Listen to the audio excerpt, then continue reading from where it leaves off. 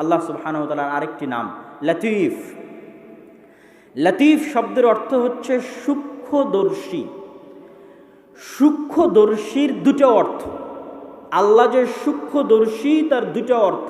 এক, আল্লাহ আমাদের অন্তরের কথা সূক্ষ্মভাবে পড়তে পারেন এবং বুঝেন। লতীফুম বিযাতিস সুদূর। পৃথিবীতে কোনো মানুষের অন্তর হুবহু অনুভব করতে পারে না। আপনার বাপ মাকে আপনি যেই পরিমাণ ভালোবাসেন, আপনার স্ত্রীর অন্তরে ওই ভালোবাসা কপি পেস্ট করে দিতে পারবেন না। এটা কম্পিউটারের সফটওয়্যার নয় যে কপি করে পেস্ট করে দিলেন তাহলে আপনি যেমন ভালোবাসছেন আপনার বাপ মাকে আপনার স্ত্রীও তেমন ভালোবাসবে। এটা হয় না। পৃথিবীতে এই টেকনোলজি, এই সফটওয়্যার নাই। তাহলে আপনি যখন খুব দুঃখে, তখন আপনার দুঃখ হুবহু বুঝতে পারার মতো দুনিয়াতে কেউ নাই। আর আপনি যখন খুব আনন্দে, তখন আপনার খুশি হুবহু বুঝতে পারার মতো দুনিয়াতে কেউ নাই। তাহলে দুনিয়ার প্রতিটা মানুষ একক, তার সুখ এবং তার দুঃখ নিয়ে একক। সে যখন কঠিন বিপদে তখন একক। আপনার স্ত্রী আপনার বিপদ বুঝতে পারবে না, আপনার মতো করে অনুভব করতে পারবে না। আপনার বাপ আপনার মতো করে অনুভব করতে পারবে না। কিন্তু লতীফুম বিযাতিস সুদূর, একমাত্র হুবহু আপনার মতো করে অনুভব করতে পারবে কে বলেন তো? মানে আপনি যেই পরিমাণ কষ্টে আছেন হুবহু ওই কষ্ট ওইভাবে অনুভব করতে পারবেন একমাত্র আল্লাহ।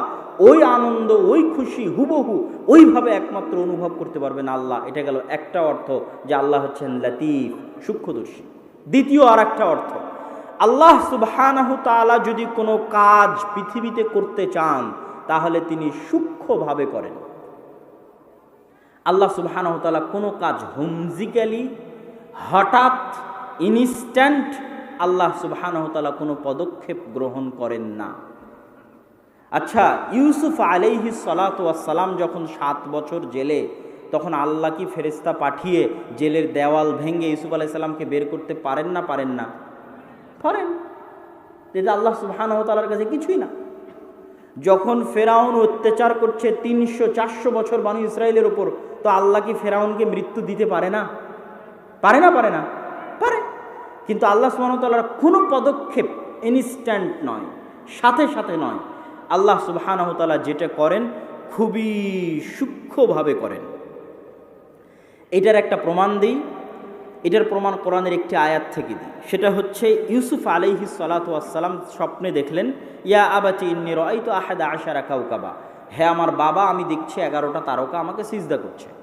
তো এই 11টা তারকার সিজদার বাস্তবায়ন 1 সেকেন্ডে সম্ভব। 1 সেকেন্ডে সম্ভব যে ওনার 11 ভাই ওনাকে এসে সিজদা করবে, ব্যাস হয়ে গেল। কিন্তু এই 11টা তারকা সিজদা করবে ওনাকে, এটা বাস্তবায়ন হতে সময় লাগলো 40 বছর। এবং ওই 40 বছরে ইউসুফ আলাইহিস সালাতু ওয়াস সালাম কুয়াতে নিক্ষিপ্ত হলেন, কুয়া থেকে উঠে বাজারে বিক্রি হলেন, কৃতদাস হিসেবে মানুষের বাড়িতে কাজ করলেন, মিথ্যা অপবাদে জেলখানায় গেলেন, জেলখানা থেকে বের হয়ে মন্ত্রী হলেন। তারপরে তার ভাইয়েরা তার কাছে আসলো, তখন এবার তার ভাইয়েরা তাকে সিজদা করলো। তখন কোরআন বলছে, কোরআনে আল্লাহ বলছে যে ইউসুফ আলাইহিস সালাতু ওয়াস সালাম বলছেন, ইন্না রব্বি লতীফুল লিমা ইয়াশা। এই যে আমার ভাই 11 ভাই আমাকে সিজদা করলো, এটা হচ্ছে ওই স্বপ্নের ব্যাখ্যা। হাদা তা'বিলু রুইয়া, আমার স্বপ্নের ব্যাখ্যা।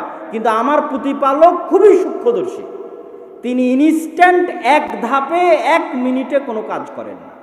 তার প্রতিটা কাজ সূক্ষ্ম। এই জন্য আপনি যখন দেখছেন আপনার সামনে ঘন বিপদ, তো হতাশ হওয়ার কিছু নাই।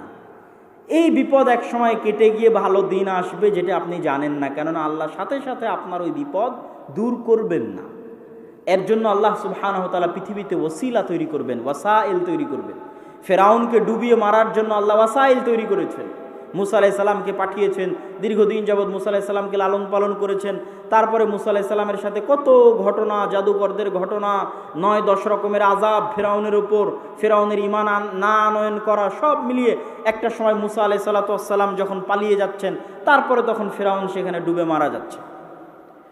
তো কোনো কিছু আল্লাহ সুবহানাহু ওয়া তাআলা ইনস্ট্যান্ট সাথে সাথে বাস্তবায়ন করবেন না। তিনি বাস্তবায়নের সূক্ষ্মদর্শী। মানুষও বুঝতে পারবে না যে আল্লাহ সুবহানাহু ওয়া তাআলা এই কাজ কিভাবে করবেন।